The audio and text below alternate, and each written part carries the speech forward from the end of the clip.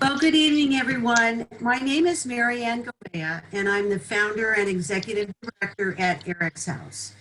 And for those of you who don't know anything about EricsHouse, we provide integrative grief care for people who have suddenly lost someone they love, and we specialize in suicide loss and overdose loss, and some of the other traumatic losses like homicides and serious accidents. And so tonight we're joined by a very, very special woman, Mari Marquez. Welcome, Mari. Hi, thank you so much for having me. You're welcome. I just want to say it is such an honor to be here tonight because I know it's been a very long journey for you to get here. We're going to be sharing Mari's story, which is truly a story of hope, healing, and transformation. Before we get started, let me introduce Mari and give you a little bit about her background. First of all, she is a mother of little Mila. How old is Mila, Mari? She'll be 3 in September. Okay, and she's absolutely a doll. Mari was one of the very first people we supported inside of EricsHouse with grief support. And today she serves as our Director of Administration and Board Secretary. You already know she's a widow, a trauma survivor, a blogger, and the founder of the brand new Embracing Widowhood.com website. And that's going to launch very soon in another week, July 1st. She also has a podcast on Spotify called Embracing Widowhood. And before joining the EricsHouse team, Mari worked in the property and casualty insurance sector for 10 years. She has an MBA with an emphasis in leadership. And she now dedicates her time supporting missions that help other people recover from traumatic losses. So, Mari, we're just so glad to have you here. Thank you. Thank you again for letting me share my story today. You're welcome.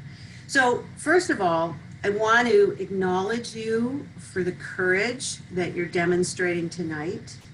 This is the first time you're really out in the public talking about the details of your loss and the details of your healing journey. So I want to acknowledge that. I know from personal experience that it can be very, very difficult to do. So thank you very much for sharing. Thank you. So let's start by having you share a little bit about your love story with Alex. Oh, wow. Well, my love story with Alex was beautiful. It was deep. It was fast. Alex and I met back in 2015 through eHarmony, and we met at the end of February. We became monogamous on March 28th of 2015. We got engaged in August 28th of 2015, and then got married November 28th, 2015. Wow. So pretty quickly. Whirlwind of a romance. It sure was. And I remember people would say to me, when you meet the one, you'll know. And I thought that was a lie. But when I met Alex, it was just incredible. He was an incredible human being. So how did you meet? So we were both on eHarmony, which is an online dating site, and we had been matched back in 2012 and had exchanged communication with one another, and he stopped messaging me. So 2 years passed, and then we reconnected again. So. Okay. And what was it about Alex that made you fall in love with him? Oh my gosh. Alex, I just, have this smile just talking about him. Alex was a hopeless romantic. He was a true gentleman. He was funny, highly intelligent, and he just loved me unconditionally. And there were just so many things about him that I can just go on and on. But he was overall an incredible person inside and out. Yeah.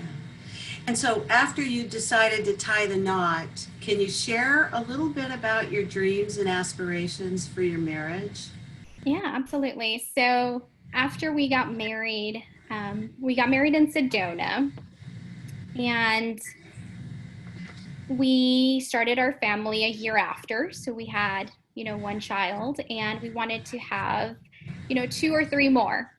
So unfortunately, we weren't able to do that, but Alex and I were just in sync. We were very much in love. It was we were connected at a soul level. It was a beautiful, pure, wonderful relationship. And I know it sounds too good to be true, but it truly was. It truly was.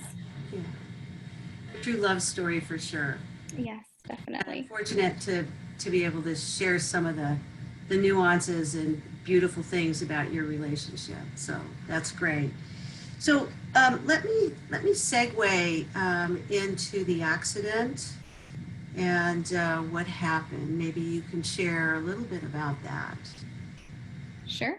So back in on October 12th, 2018, I was at a grocery store, and I got a phone call from Alex's younger brother saying that Alex had been in an accident. And I remember I said to him, "Don't joke like that. That's not funny." And he said, "Mari, no, he truly, suffered an accident." And I remember just a shock wave just went through my body. I don't know if it was a shock or anxiety. And I started trembling. And I said, "Where is he?" And he said, "We're going to take him to this hospital. He's conscious. He's okay, but we're going to take him to the hospital." So I just grabbed my 13-month-old daughter at the time, and I ran, I drove back home, grabbed her diaper bag, and I felt I was experiencing an anxiety attack as I was driving to the hospital. So I had to pull over, and when I pulled over, his brother called me again, his younger brother, and he said that they needed to airlift Alex to the Maricopa Burn Unit Center because he was in a lot of pain. Mhm. And I remember I said to him, "Please tell him that I love him." And his brother said to him, "Alex, Mari says she loves you." And I heard him say, "Tell her I love her too." No. And to my dismay, those would be the last words I would hear from Oh, him. okay. And so he was taken to the burn unit, Mm-hmm. and then what ensued after that? So, Alex experienced an accident in which he burned almost 80% of his body, mostly being third and second degree burns. And as when I got to the hospital, I actually saw the helicopter that had Alex land, and they took him on a gurney into the hospital, but I couldn't get out of my car because I had my 13-month-old daughter in the back seat, and I was waiting for a relative to arrive to take care of her. So after the relative got there, I ran, into the hospital, and by that point, Alex had been intubated. Okay. So Alex was at the hospital for 13 days. He underwent multiple surgeries. The doctors were very optimistic about his recovery because they said that he, had really good health. He had his age in his favor. And it wasn't until after his third surgery where he had his third surgery on a Friday, and then a skin graft on his back fell off, completely off. And they couldn't operate him because his health just kept declining after that. And on October 25th, 2018, he passed away at 9:05 a.m. Yeah. Yeah. Marty, tell us about that day when he passed. It was hard. It was very hard. I remember my mother-in-law and I woke up and we were going to go to church because they had called me at 6 a.m. in the morning saying that Alex was going to be able to go into surgery. And that gave me a little bit of hope.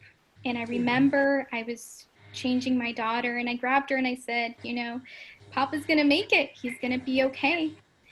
And in comes in my mother-in-law saying, the hospital is calling you and we need to go.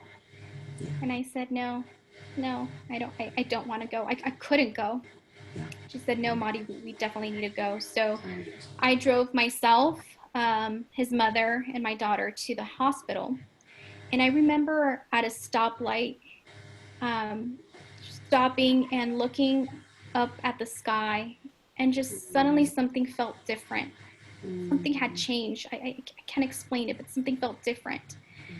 And we arrived at the hospital. His younger brother came out and helped us with the stroller, and I couldn't go in. I couldn't physically go in. So his brother and his mother, walked me in, and I remember when we got to the waiting room for the burn unit, the first thing that they said to me, which was a chaplain and a grief counselor, "I'm so sorry for your loss. He passed away at 9:05 a.m." And it was shocking. You just can't believe it. And I started crying. And his doctor came out in tears, and the nurses were crying. And she just hugged me and said, "I am so sorry. I tried everything that I could." He was just too sick. His body was too damaged. And I remember they told us they needed to clean everything up, and we were able to go and see him and spend time with him. But I can't tell you for how long I just stood with the stroller outside of his room because I couldn't face what I was about to face.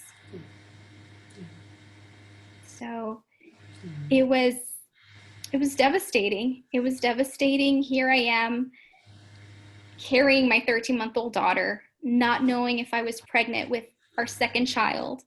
I had just left my job 2 months prior, and then 4 months prior to that, I had lost my father. So here I am facing another loss, and I couldn't believe it. I was scared to face what I was about to see, and it became surreal. Yeah. And so you began walking into the most difficult time of your life.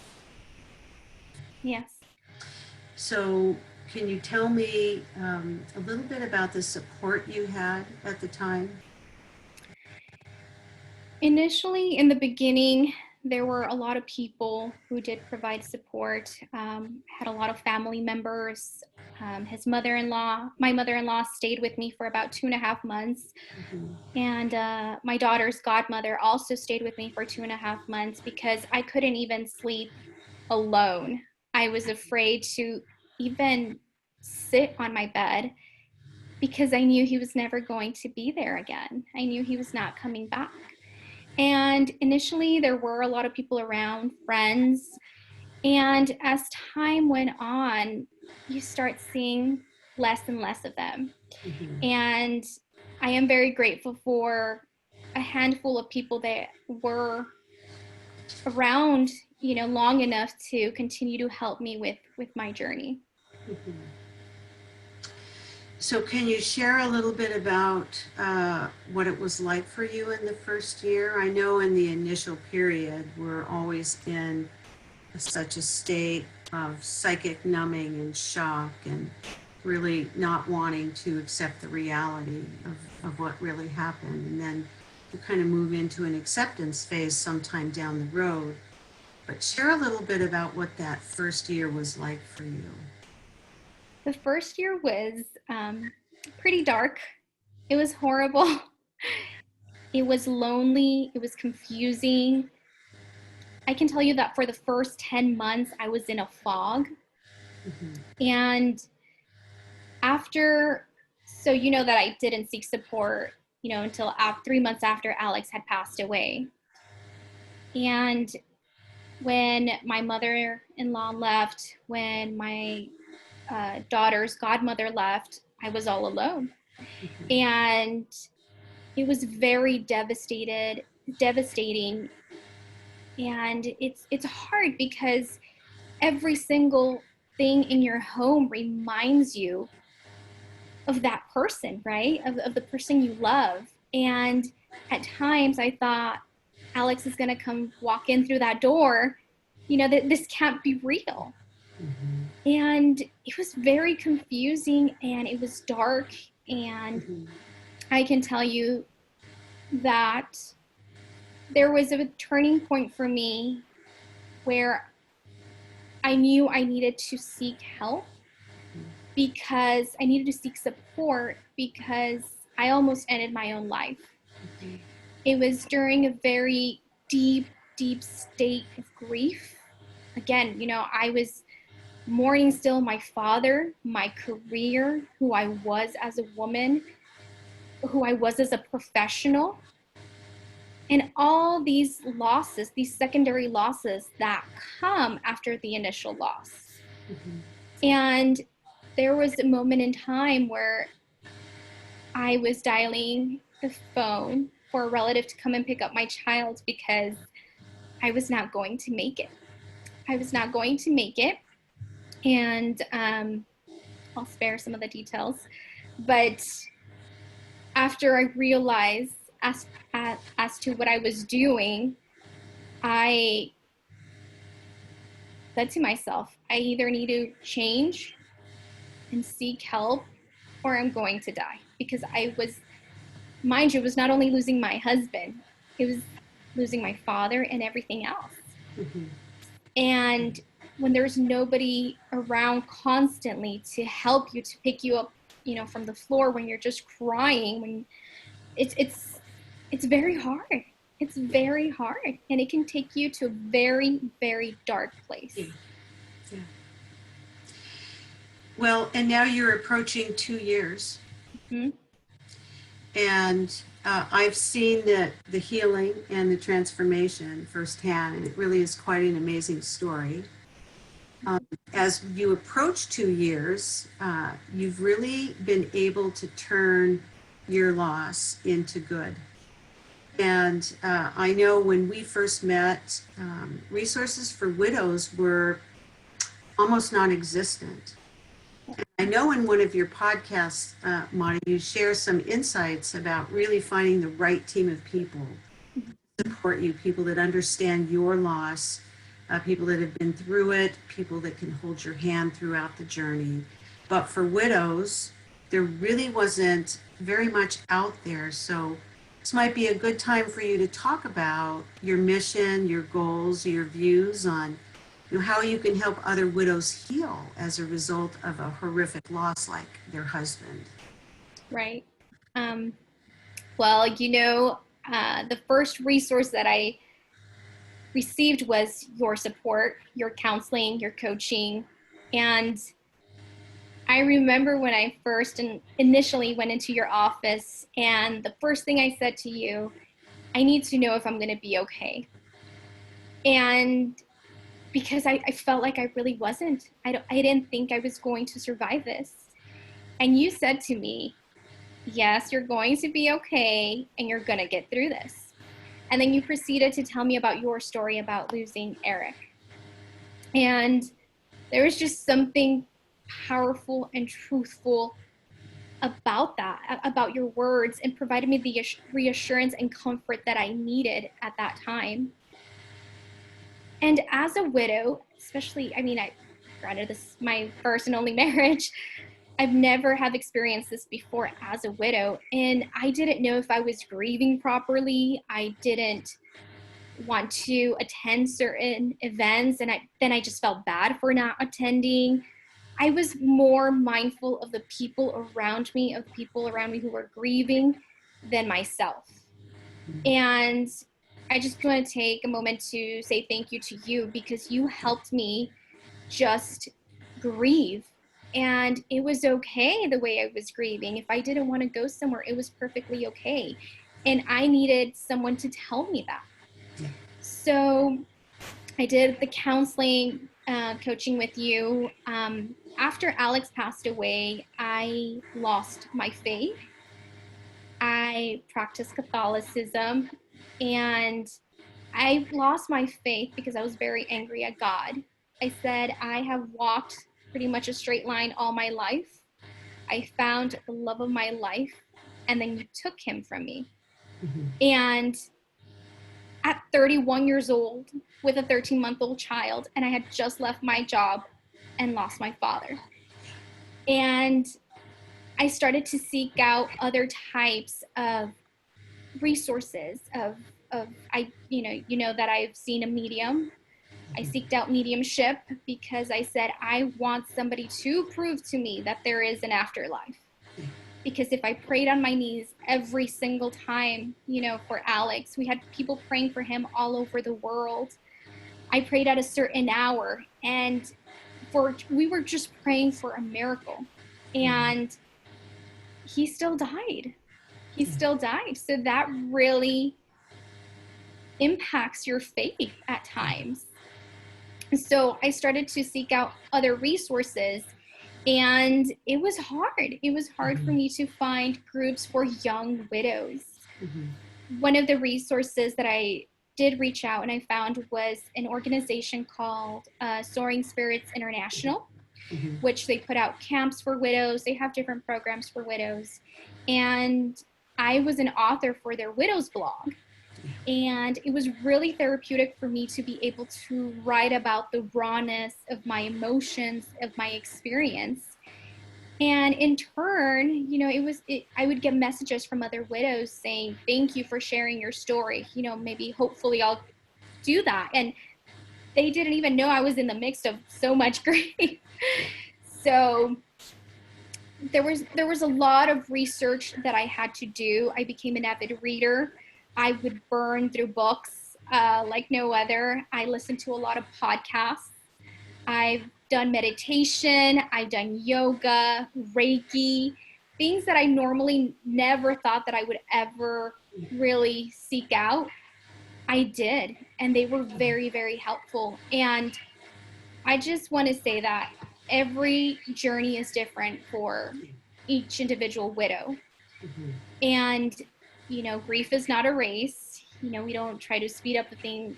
We don't try to speed up grief. But in my situation, I had very minimum support. And I knew that it was detrimental for me to change and for me to seek out organizations and resources that were going to be able to help me in my journey. Yeah. So that brought you to this idea of creating resources for other widows who are going through the same thing, and that you created Embracing Widowhood. Right. So a little bit about that. What are your goals, your vision for that organization? Well, I'm very excited for Embracing Widowhood because it was that I was listening to another podcast called Healthy Woman, Healthy Widow, Healthy Woman by Carolyn Moore. And she talked about the statistics that are out there for widows. And I was shocked and amazed of how many widows we have out there. Because when you're a widow yourself, you think that is just only happening to you. Because you see everyone else around you continue their lives and everything continues to be the same for them while you're trying to pick up all the pieces.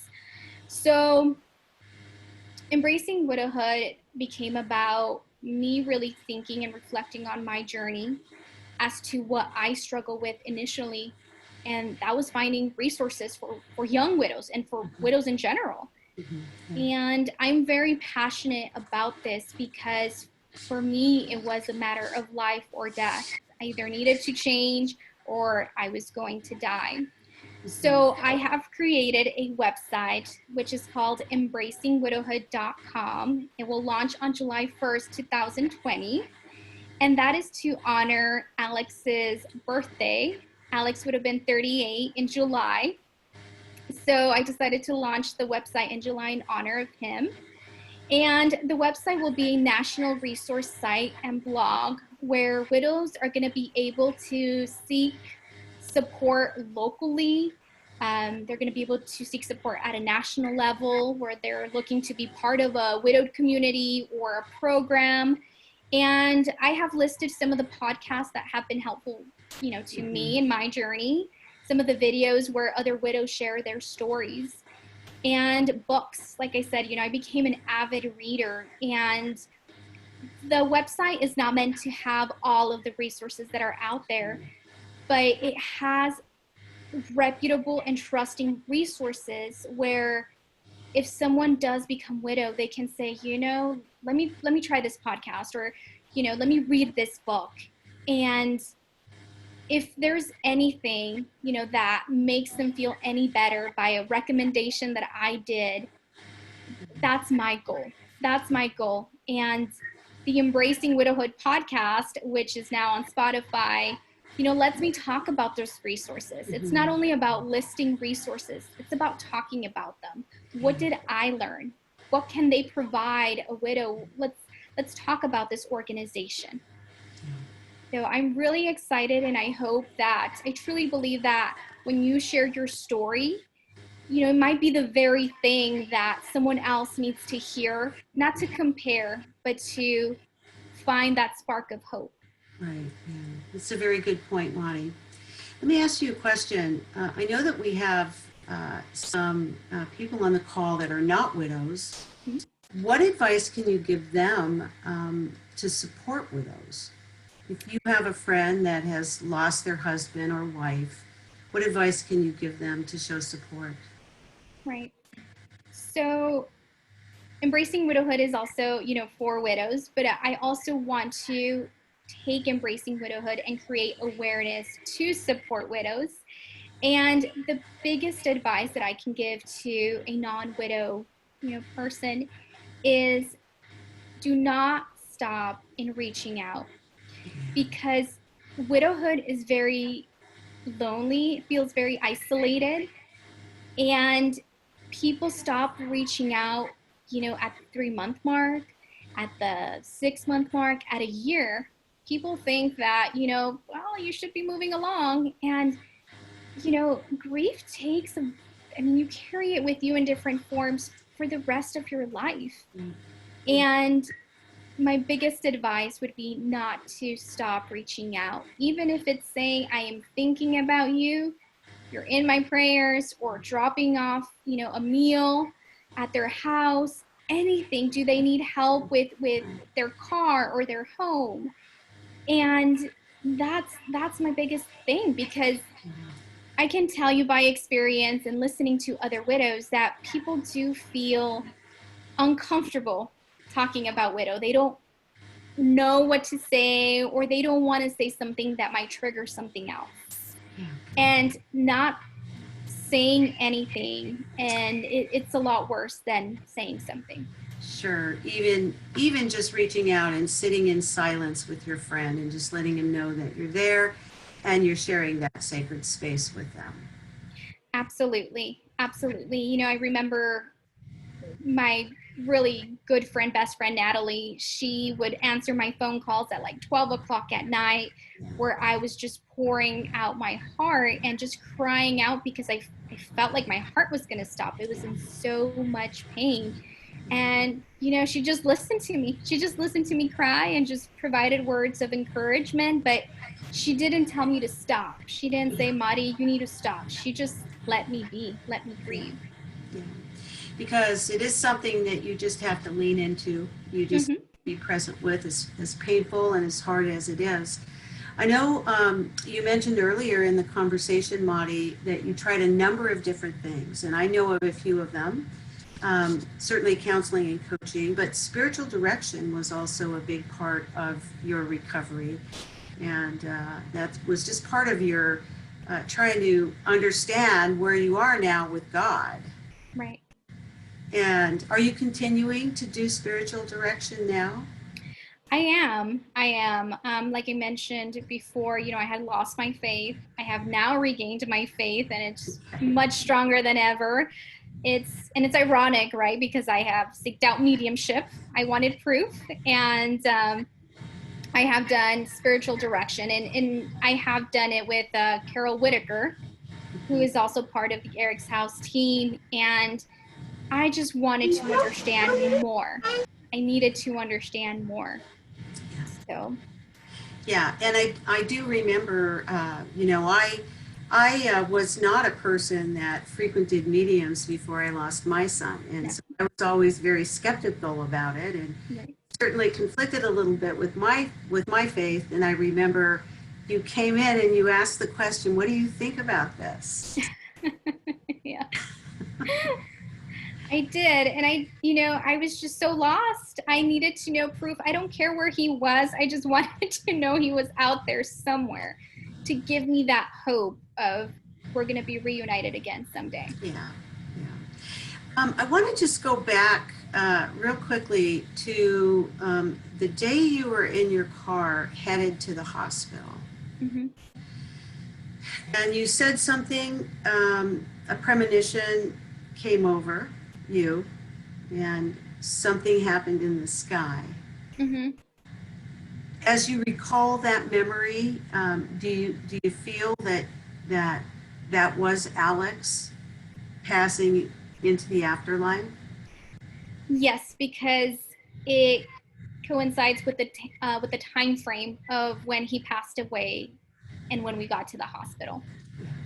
And yeah, we were at a stoplight, and I just remember looking up, and something just felt different. And what I didn't share is that my little girl kept on saying, "Papa, Papa, Papa," all the way to the hospital.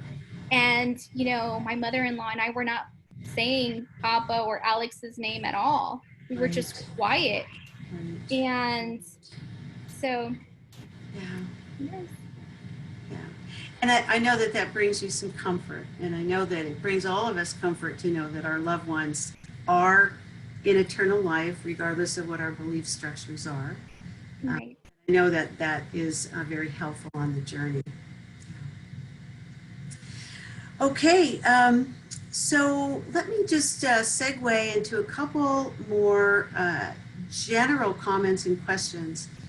It really takes a lot to turn a loss like that into good for others. Right. And I'd just like to ask, how can we help you succeed in your new venture with Embracing Widowhood? Well, it would be very kind of you all to share the page, the social media page of Embracing Widowhood. Like it, just spread the word. And especially when the website launches on July 1st, just make sure that you refer people to it. And this is part of why I created this work. People don't need to know what to say or do, but if they're able to point a widow to this website, there's a multitude of resources for them there. And it's just creating that awareness and making sure that we shed some light on this website and on Embracing Widowhood. Okay, good. And one final question. What is your relationship with Alex like now, and how do you celebrate his life? Well, he can't get rid of me, I can tell you that. I continue to honor Alex in every possible way that I can. I still celebrate his birthday. I still celebrate Father's Day in some way. This past Father's Day, my daughter and I went to go get ice cream, and we visited Alex, and we watched the sunset, and we visited my dad. And for some people it might be sad, but this is my new reality, and this is how I celebrate these special days now. And I still talk to him, I pray for him, and sometimes I do ask him for clarity on things. With Embracing Widowhood, I'm a very private person, and for me to be sharing my story, it was hard. It was hard, but it's for the common good. And I don't want Alex's death to be the final thing about him. I want to continue to carry his legacy, his story, my story, because through his death, I became a widow. Right. And I almost ended my life. And I was able to do the work, because it's a lot of work that you have to put in to make sure that you get to a stable place where you're able to function again, to hope again. Yeah. Marty, we are so proud of you, and you are going to bring so much hope and healing to so many women across the world. I feel like you have really come into a place where you've taken a terrible situation and are turning it into something very, very special that's going to bring a lot of hope for people. And so I really commend you for that. And it's only been 2 years. Yeah, it's almost 2 years, but I can tell you I've put in a lot of A work. lot of work. Yes. Well, we're really proud of you. And Thank you. very much for sharing. Thank you. Thank you so much for having me. Okay.